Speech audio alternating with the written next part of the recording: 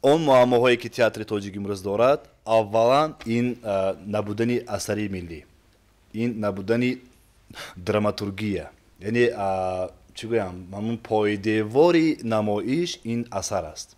امروز در تاجیکستان 3-4 دراماتورگ داریم که آنها اثر می نویسند و آن اثرها نه همه وقت راست می آید به امکانات این یا آن تئاترها. معمای اول این نبودن اثر ملی، دوم نبودن کادرهای جوان. یعنی امروزها من همچون کارگردان تنقیسی میکشم از نبودن هنرمندان جوان، از نبودن هنرمند. مثلا من میخوام نمایش های روی صحنه گذارم که در آنجا 60 نفر 70 نفر هنرمند باشد.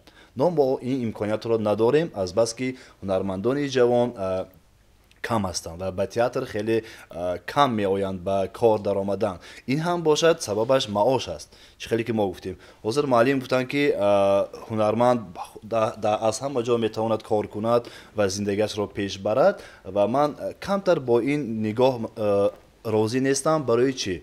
وقتی که هنرمند تئاتر وقتی که از خود تئاتر معاش لازمه را به خود میگیرد و الکی تماما بود و فکرش را به تئاتر میبخشد.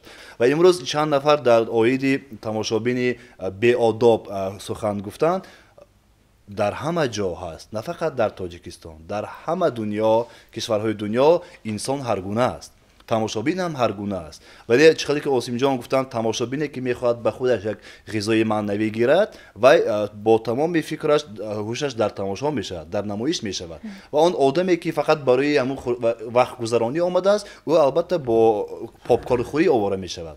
یعنی اینجا انسان هر گونه است. باور کنید بعد از 100 سال هم این میخواد تماشابین ها میشوند. این چیز رو ما تغییر دادن نمیتونیم، لیکن ما میتوانیم که شماره تماشابین فکر کننده و گوش کننده رو زیاد کنیم. من یک چیز رو همراه کنم اینجا ایراد گرفتن که گویا که قناعت کند. یعنی من گفتم که اکتور باید نباید قناعت کند. من بر ضد این فکر هستم. وای باید زندگیش بیند.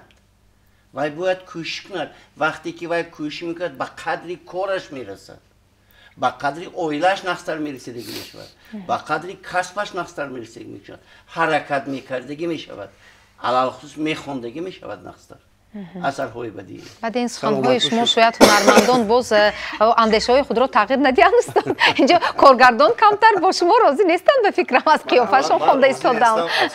من میخواهم که من همچون کارگردان من از طرف کارگردانی نگاه میکنم. شاید استاد با شاگردانشون رحمشون بیاید گویند که آنها باید زندگی خوب داشته باشند، درست، لیکن من میخواهم که امروز هنرمند نباید در فکر پول باشد.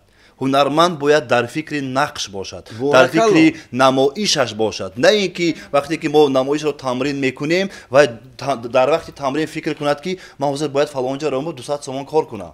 نباید این کار شود. میدونید اگر که معاش هنرمند خانه کند، هنرمند پر فکرش رو به نقشش میبرد. هنرمندان چی میگویند؟